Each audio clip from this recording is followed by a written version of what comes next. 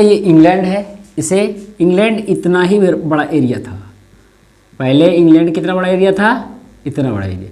ये जो एरिया आप देख रहे हैं ये सारा एरिया इंग्लैंड इतना बड़ा। ये जो बगल में आप देख रहे हैं इसका नाम था वेल्स। इसका क्या नाम था, वेल्स। ये जो देख रहे हैं आपको इसका है स्कॉटलैंड। स्कॉटलैंड, इसको स्कॉटलैंड बोलते थे। ये जो आप देख रहे हैं इसका नाम था आयरलैंड। आयरलैंड, इसका नाम था आयरलैंड। अब जो सबका एकीकरण किया उसके बाद एक करने के बाद इसका नाम पड़ा ग्रेट ब्रिटेन। वो कैसे हुआ उसको जानते हैं। तो ये रहा ब्रिटेन की राजधानी इंग्लैंड, ये सॉरी लंदन। क्या है ये, लंदन, यहीं पर है इंग्लैंड की राजधानी।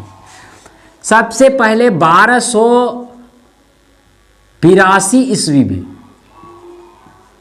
1282 ईस्वी में वेल्स को जीतकर इसे ब्रिटेन के अंतर्गत कर लिया। दूसरी बात 1688 ईस्वी में 1688 ईस्वी में इंग्लैंड में औद्योगिक गौरवपूर्ण क्रांति हुई। 1688 में इंग्लैंड में गौरवपूर्ण क्रांति हुई। गौरवपूर्ण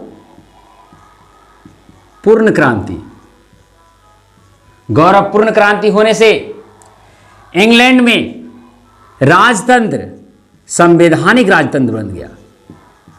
संवैधानिक राजतंत्र की स्थापना हो गई। संवैधानिक राजतंत्र की स्थापना होने के बाद इंग्लैंड में संसद बनाया गया। दुनिया में सबसे पहले संसद बना तो वो इंग्लैंड में बना। संसद की स्थापना किया गया। अब वहां का जो राजा होता था उसने लेसेज फेयर की नीति अपनाया। लेसेज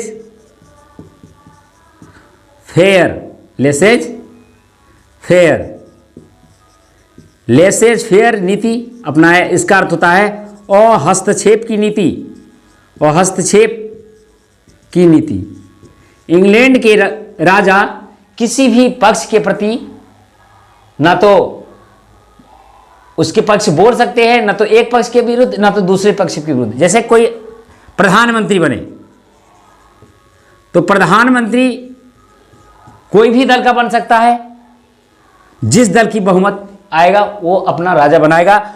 उसमें प्रधानमंत्री वहां का राजा कुछ भी किसी के दल के प्रति कुछ बोल नहीं सकता है। जैसे अगर राज्यपाल है अपने यहाँ, राज्यपाल अगर मुख्यमंत्री बनाने जा रहे हैं तो कोई जो दल ज़्यादा बहुमत लाएगा उसी की सरकार बनेगी और उस जगह राज्यपाल केवल देखेगा, वो देखने के काम करेगा, किसी की तरफ बोलने का काम नहीं का। ठीक उसी प्रकार इंग्लैंड में राजा और हस्तक्षेप किसी के प्रति बोलता नहीं है। वो जो जिसकी बहुमत आई उसकी सरकार बना, वो केवल उस पर साइन कर देगा, वो नीति पास कर देगा, उससे किसी को लेना देना नहीं है। वो दखल अंदाजी नहीं देता है किसी के साथ। चलिए ये बात समझ गए।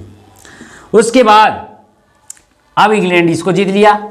अब इसको जीतना, ये 1707 ईस्वी में स्कॉटलैंड को भी जीत लिया। अंग्रेज ने 1707 ईस्वी में स्कॉटलैंड को जीतकर अब ये क्या किया, इसका नाम अब बदला। क्या क्या, इंग्लैंड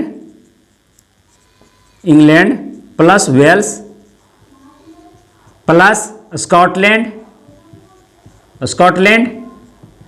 ये तीनों को जीतने के बाद ये अपना नाम रखा United kingdom of great Britain. ये अपना नाम रखा। किसके बाद, इसको जीता, ये तो जीता, ये तो था इसका एरिया। ये तीनों जब जीता तो ये अपना नाम कर लिया United kingdom of great Britain. ये देखिए इतना किया। अब इसके बाद 1707 में हो गया, इसको जीत लिया। अब ये बचा है आयरलैंड। ये क्या है, आयरलैंड। ये आयरलैंड को अंग्रेज ने 1801 ईस्वी में जीतकर अपने अधीन कर लिया और अब यूनाइटेड किंगडम प्लस आयरलैंड ये सब जीत के अब इसका नाम रखा ग्रेट ब्रिटेन। क्या नाम रखा? Great Britain. इस प्रकार से अंग्रेज ने अपने साम्राज्य को बढ़ा बढ़ा के ग्रेट ब्रिटेन नाम में परिवर्तित किया। पहले इंग्लैंड, धीरे धीरे ये अपना नाम बदल के क्या कर दिया? Great Britain. अब एक और बात, वहां पर अंग्रेज ने अब जब ये सारे कर लिए तो अंग्रेज ने अपना राष्ट्रगान, नेशनल सॉन्ग, राष्ट्रगान क्या रखा?